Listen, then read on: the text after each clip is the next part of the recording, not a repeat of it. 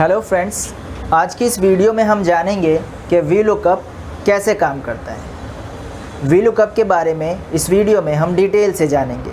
Usually हमने ये देखा है कि सिस्टम पे दिखा दिया जाता है कि VLOOKUP कैसे काम करता है और फिर हम उसी तरीके से अपनी रिपोर्ट में VLOOKUP को यूज़ करते हैं, जिससे कि हमारे पास डेटा इनकरेक्ट आता है या डेटा आता ही नहीं। हमें ये पता होना चाहिए कि VLOOKUP का बैकग्राउंड क्या है, VLOOKUP कैसे काम करता है। अगर आपको ये चीज़ पता होगी तो फिर आप किसी भी रिपोर्ट से कैसा भी डेटा निकाल सकते हैं, फिर आपको कोई दिक्कत परेशानी नहीं होगी। तो आइए चलिए शुरू करते हैं कि VLOOKUP कैसे हम यूज़ करते हैं। VLOOKUP यूज़ करने के लिए हमारे पास जो दो रिपोर्ट होती हैं, हमारी रिपोर्ट्स में कोई एक चीज़ कॉमन होना कंपलसरी है। अगर आपकी रिपोर्ट में एक चीज़ कॉमन नहीं है तो आप VLOOKUP का इस्तेमाल नहीं कर सकते। फॉर एग्ज़ाम्पल, हमने यहाँ पे रिपोर्ट 1 और रिपोर्ट 2 बनाई है। जैसे कि आप देख सकते हैं, कॉलम ए में हमने प्रोडक्ट रखा है और प्रोडक्ट हमारे जो हैं वेजिटेबल्स हैं। इसी तरह रिपोर्ट 2 में हमने पूरी रिपोर्ट बनाई है और इसमें सिर्फ प्रोडक्ट है हमारे पास, और प्रोडक्ट में भी हमारे ये वेजिटेबल्स के नाम हैं। यहाँ पे रिपोर्ट 1 में अगर हम बात करें तो हमारे पास क्वांटिटी और प्राइस दोनों हैं, लेकिन रिपोर्ट 2 में अगर हम देखें तो सिर्फ हमारे पास प्रोडक्ट है, हमारे पास क्वांटिटी और प्राइस मिसिंग है। ये तो 4-5 है, तो इसलिए आप ये मैन्युअली कंट्रोल F फाइंड करके यहाँ पे मैन्युअली एंटर कर सकते हैं। लेकिन क्या होगा जब डेटा आपके पास लाखों में होगा, क्या होगा जब डेटा आपका हज़ारों में होगा, तब आपका ये मैन्युअली काम नहीं करेगा। तब आपको स्मार्टली काम करना होगा और वो काम करेगा आपका VLOOKUP। इस फॉर्मूले का यूज़ करके आप घंटों का काम चंद मिनटों में कर सकते हैं। तो आइए जानते हैं कि VLOOKUP कैसे काम करता है। इससे पहले कि मैं बताऊं आपको कि VLOOKUP कैसे काम करता है, VLOOKUP की कुछ लिमिटेशंस भी हैं। यानी VLOOKUP कब गलत आपको आउटपुट दे देता है, रिज़ल्ट कब आपको VLOOKUP गलत देगा। तो जब आपके पास रिपोर्ट में कोई डुप्लीकेट आपके पास वैल्यू होगी तो वहाँ पे आपको VLOOKUP जो है वो इनकरेक्ट डेटा देगा। फॉर एग्ज़ाम्पल, यहाँ पे आप देख सकते हैं कि यहाँ पे पोटैटो नंबर 2 पे भी है और पोटैटो यहाँ पे नंबर 5 पे भी है। जब आप VLOOKUP लगाएंगे यहाँ पर डेटा पुल करने के लिए, तो जब VLOOKUP यहाँ पर आएगा इस टेबल में डेटा ढूंढने के लिए, तो जब वो सर्च करेगा, इस तरह से सर्च करता है VLOOKUP ऑलवेज डेटा ऐसे सर्च करता है। जब ये शुरू से आएगा तो नंबर 2 पे इसे पोटैटो मिल जाएगा, तो ये क्या करेगा, इसके नीचे ढूंढने फिर नहीं जाएगा, यहीं पे VLOOKUP की सर्चिंग ख़त्म हो जाएगी और ये इस डेटा को उठाकर यहाँ आपको दे देगा। नीचे वाले पोटैटो का डेटा ये नहीं देगा। यहाँ पर भी आपको जो डेटा आएगा वो ये वाला डेटा आएगा, ना कि आपका यहाँ वाला डेटा। तो यहाँ पे आपको जो VLOOKUP है वो गलत आउटपुट देता है। क्यों? क्योंकि आपके डेटा में डुप्लीकेट वैल्यू है। तो ये लिमिटेशन है और इंटरव्यू में ये क्वेश्चन पूछा जाता है कि VLOOKUP की लिमिटेशन क्या है। तो आप बता सकते हैं कि VLOOKUP ऑलवेज डुप्लीकेट वैल्यू के लिए सर्च नहीं करता है, पहली वैल्यू सर्च करके रिज़ल्ट दे देता है। तो ये इसकी लिमिटेशन थी। आइए शुरू करते हैं कि VLOOKUP काम कैसे करता है। तो आपको बता दें, जैसे कि यहाँ पे देख सकते हैं हमारा ये प्रोडक्ट है। अब मैं ये चाहता हूँ कि इस क्वांटिटी वाले कॉलम में यहाँ ऑनियन का जो भी यहाँ पे क्वांटिटी हो वो उठकर यहाँ पे आ जाए। VLOOKUP हमारा जो है वो ऑनियन की क्वांटिटी यहाँ से उठाकर मेरी इस शीट में डाल दें। तो इसके लिए हमें करना क्या होगा, इसके लिए हम इस सेल में लगाएंगे इक्वल टू लगाएंगे। क्योंकि ये फॉर्मूला थोड़ा लेंदी है तो मैं यहाँ ना लिखकर आपको यहाँ समझाता हूँ। सबसे पहले हम लगाएंगे इक्वल टू, उसके बाद लिखेंगे VLOOKUP ब्रैकेट ओपन। अब हमें क्या करना है, सबसे पहले इस फॉर्मूले को हमें बताना है कि हमें ढूंढना क्या है। फॉर्मूले को हमें क्या बताना है, फॉर्मूले को बताना है कि हमें ढूंढना क्या है। हमने फॉर्मूले को बताया कि हमें ऑनियन ढूंढना है, तो हम यहाँ पे ऑनियन नहीं लिखेंगे, बल्कि हम बताएंगे कि ये ऑनियन कहाँ पे है, इसका एड्रेस बताएंगे। इसका एड्रेस बताएंगे कि ये ऑनियन कहाँ पे लिखा हुआ है। तो ये आप देख सकते हैं, ये हमारा कॉलम ए है, ये कॉलम बी, ये सी। ये जो है इसे कहते हैं सेल। ये जो छोटे छोटे एक्सेल में बने होते हैं उसे कहते हैं सेल। ये ए है, और ये जितने भी सेल हैं इन सब के आगे ए लगेगा क्योंकि ये ए कॉलम में है। तो ए और ये किस नंबर पे है, 2 नंबर पे। तो इस सेल का एड्रेस क्या है, इस सेल का एड्रेस है A2। इस सेल का एड्रेस क्या है, A2। तो यहाँ पे हम बताएंगे कि A2 ढूंढना है। A2 देने के बाद हम कॉमा लगाएंगे। ये उसका एड्रेस देने के बाद ओनियन का एड्रेस हमने दे दिया कि A2 उसका एड्रेस है, इसे ढूंढना है जो A2 में रहता है, जो A2 में रह रहा है उसे ढूंढना है। वो एड्रेस देने के बाद हमने कॉमा लगाया। उसके बाद हमें ये बताना है कि ठीक है हमें ओनियन ढूंढना है। वीलुकअप को हमने बता दिया ओनियन ढूंढना है, लेकिन वीलुकअप को अब हमें ये भी बताना पड़ेगा कि ओनियन कहाँ ढूंढना है, ओनियन हमें कहाँ ढूंढना है। तो हमने वीलुकअप को बताया कि ओनियन जो है वो इस टेबल में ढूंढना है। ये जो टेबल है इस टेबल में ओनियन को ढूंढना है। तो हमें इस पूरी टेबल का एड्रेस देना होगा। तो इस पूरी टेबल का एड्रेस हम कैसे देंगे, ये हमारा ए है तो सेल से ऑलवेज जो एड्रेस होता है वो सेल से देते हैं। तो यहाँ हमारा क्या हो जाएगा, A2। इस सेल का एड्रेस क्या है, इस सेल का एड्रेस है A1, सॉरी इसका एड्रेस है A1। तो हम A1 से लेकर और यहाँ तक का एड्रेस देंगे। तो इसका एड्रेस क्या है, क्योंकि ये C कॉलम है, C से हम नीचे आए और यहाँ पे हम नंबर देखेंगे तो क्या हो जाएगा, ये C6। तो इसका एड्रेस है C6। तो हम A1 से लेकर C6 तक का एड्रेस दे देंगे। हमने यहाँ पे एड्रेस दे दिया A1 डबल बिंदु वाला सेमीकोलन और C6। उसके बाद हम देंगे कॉमा। हमने बता दिया ओनियन ढूंढना है, कहाँ ढूंढना है, यहाँ ढूंढना है। अब हम बता देंगे इसे कि हमें ढूंढना क्या है। अब हम वो वैल्यू बताएंगे इसे कि हमें चाहिए क्या, हम क्या चाहते हैं रिज़ल्ट में, आउटपुट में हम क्या चाहते हैं। तो आउटपुट में मैं चाहता हूँ क्वांटिटी। तो आप देख सकते हैं यहाँ पे क्वांटिटी, इस रिपोर्ट में क्वांटिटी कहाँ है, यहाँ बी में, कॉलम बी में। और कॉलम बी को अगर हम इधर से गिनना शुरू करें तो क्या होगा, 1 2 3। तो कॉलम बी का क्या एड्रेस है, 2। तो हम यहाँ पे देंगे 2 क्योंकि हमें 2 कॉलम 2 में जो डेटा है वो हमें उठा के यहाँ चाहिए। तो हमने इसलिए यहाँ पे लिखा 2। उसके बाद हम देंगे 0। एग्जैक्ट मैच के लिए हम ऑलवेज 0 देते हैं, ब्रैकेट बंद। अब जब आप एंटर प्रेस करेंगे, जब आप एंटर प्रेस करेंगे तो ओनियन का जो क्वांटिटी है वो आपको रिज़ल्ट के रूप में यहाँ पे ओनियन के सामने आ जाएगा 150। इस तरह से ओनियन का आपको जो है ये डेटा आ गया।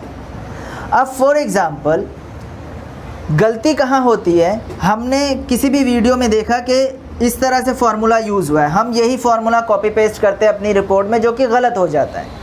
क्यों गलत हो जाता है, क्योंकि हमें जो हमारा जो डेटा है, ये जो है, ये जो पॉइंट हमने लिखा है नंबर 2, ये बहुत ही इंपॉर्टेंट है। क्यों, ये पॉइंट, ये जो एड्रेस हमने दिया है ये वो एड्रेस दिया है जो डेटा हमें चाहिए अपनी रिपोर्ट में। तो हमें यहाँ पे क्वांटिटी है तो हमें क्वांटिटी चाहिए था, तो हमने एड्रेस दिया 2। फॉर एग्ज़ाम्पल इस क्वांटिटी को हम हटा देते हैं, यहाँ पे लिख देते हैं प्राइस। कॉलम बी में हमें चाहिए प्राइस। तो अब हम यहाँ देखेंगे, इस रिपोर्ट में आएंगे, इस रिपोर्ट में हम देखेंगे प्राइस कहाँ पे, 1 2 3। तो कहाँ पे, ये 3 पे। तो हम इस 2 की जगह यहाँ पे 3 डाल देंगे। सब कुछ सेम होगा, सिर्फ क्या होगा, ये जो एड्रेस है ये चेंज हुआ। अब जैसे ही हम यहाँ पे 3 डाल के एंटर प्रेस करेंगे तब ये हमें क्वांटिटी ना देकर क्या देगा, प्राइस। क्वांटिटी ना देकर क्या देगा हमें, प्राइस। तो अब यहाँ पे हमारा आ जाएगा 1700, ये रिज़ल्ट आ जाएगा। तो इस तरीके से आप वीलुकअप को यूज़ कर सकते हैं। आई होप कि वीलुकअप का बैकग्राउंड आपको समझ में आ गया हो, वीलुकअप कैसे काम करता है ये समझ में आ गया होगा। चलिए हम अब आपको सिस्टम पर लेकर चलते हैं और बताते हैं कि ये वीलुकअप कैसे काम करेगा। तो आइए जानते हैं कि वीलुकअप कैसे काम करता है। जैसा कि हमने बताया कि वीलुकअप आपकी 2 रिपोर्टों में लगता है और तब लगता है जब आपकी दोनों रिपोर्ट में कोई एक चीज़ कॉमन हो। तो यहाँ पे आप देख सकते हैं हमारे पास प्रोडक्ट कॉमन है, यहाँ पे भी वेजिटेबल्स के नाम हैं और यहाँ पे भी वेजिटेबल्स के नाम हैं। तो वीलुकअप कैसे काम करता है ये हम देखेंगे। यहाँ पे आप देख सकते हैं जिस सीक्वेंस में यहाँ पे वेजिटेबल्स के नाम हैं, यहाँ पे वो सीक्वेंस नहीं है। यहाँ पहले पोटैटो है, यहाँ भी पोटैटो है, लेकिन दूसरे नंबर पर टोमेटो है, तो यहाँ पे कैरेट है। तो ऐसे में हमें ये सारा डेटा हम ये चाहते हैं कि क्वांटिटी और प्राइस दोनों इसका हम इस रिपोर्ट से उठाकर इस रिपोर्ट में लेकर आए। तो हम कैसे कर सकते हैं?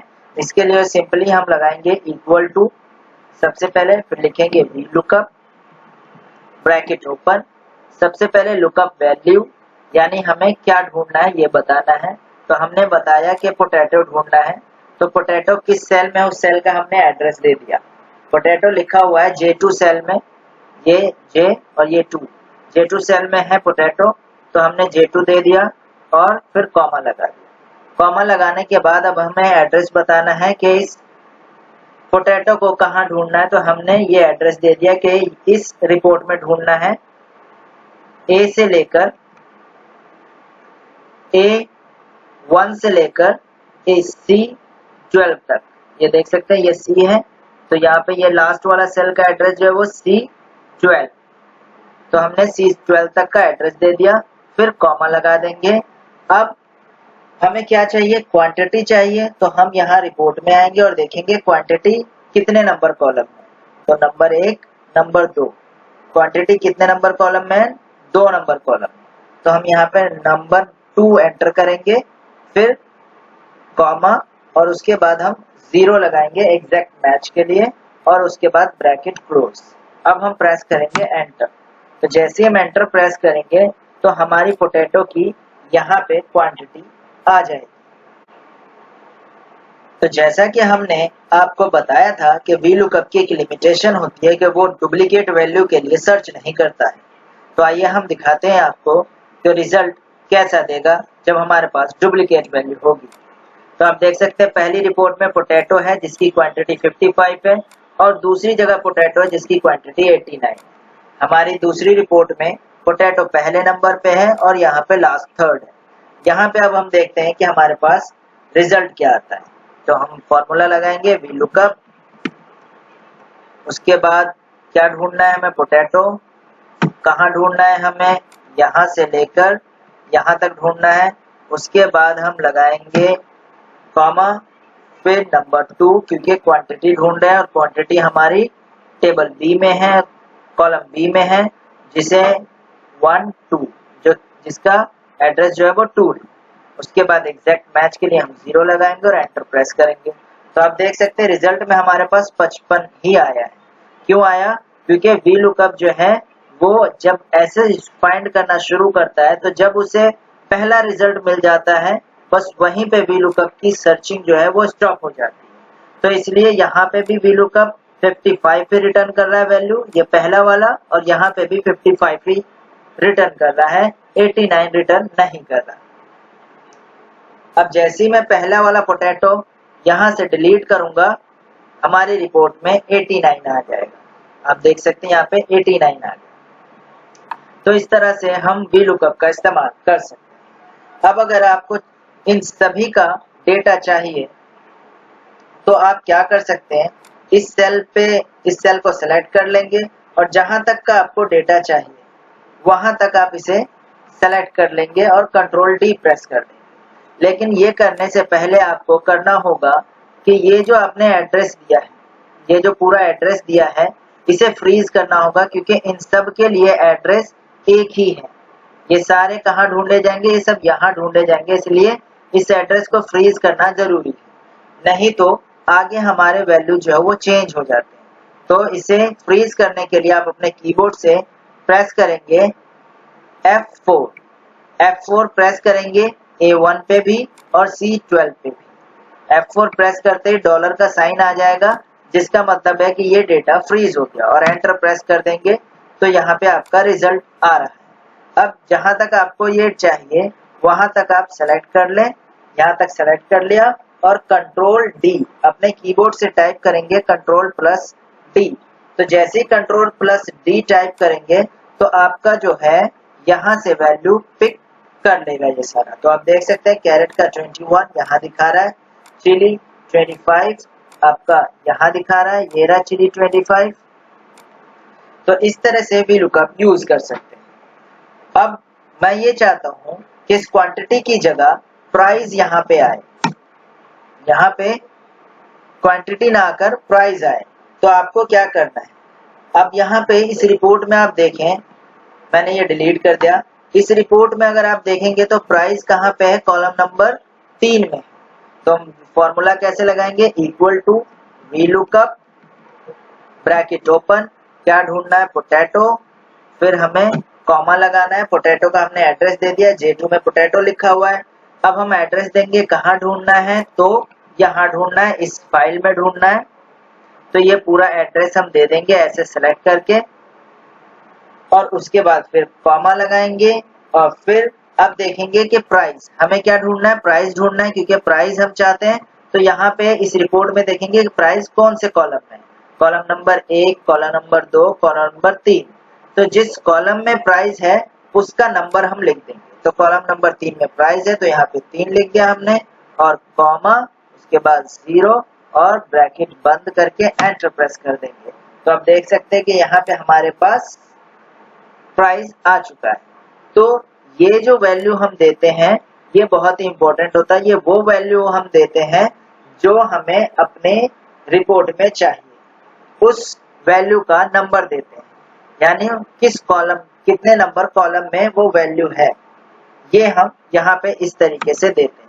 तो आई होप कि आपको VLOOKUP समझ में आ गया होगा। अगर आपको कोई कंफ्यूजन हो तो कमेंट करके पूछ सकते हैं। इस वीडियो में इतने ही। अगर ये वीडियो आपको अच्छी लगी हो तो इसे लाइक करें, शेयर करें, कमेंट करें, और अगर इसे आप YouTube पर देख रहे हैं तो चैनल को सब्सक्राइब करके बेल आइकन को प्रेस करना ना भूलें, और अगर Facebook पेज पर देख रहे हैं तो पेज को लाइक एंड शेयर करें। धन्यवाद।